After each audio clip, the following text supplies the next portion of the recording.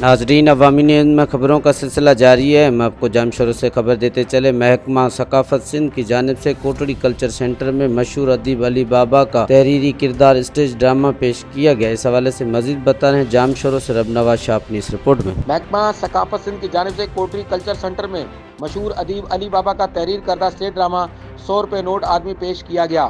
پیش کی جانے والی پروقار تقریب کی صدارت سیکرٹری محکمہ ثقافت سندھ اکبر لغاری نے کی، جبکہ تقریب کے مہمان خصوصی ڈراموں کے مشہور اداکار دلبر خان مہر تھے۔ اس موقع پر کوٹڑی حیدرآباد کے فنکاروں، ادیبوں، سماجی شخصیات سمیت خواتین نے بڑی تعداد میں شرکت کی۔ صدارتی خطاب کرتے ہوئے سیکرٹری کلچر سندھ اکبر لغاری نے کہا کہ کوٹڑی شہر ماضی سے ہی ادیبوں، شاعروں اور فنکاروں کا شہر مانا جاتا ہے اور یہاں ثقافتی پروگراموں کے لیے آڈیٹوریم اور لائبریری کی اشد ضرورت ہے، جو اس کلچر سینٹر کے ذریعے پوری کی گئی ہے اور اس کو مزید خوبصورت بنانے کے لیے کوششیں کی جائیں گی۔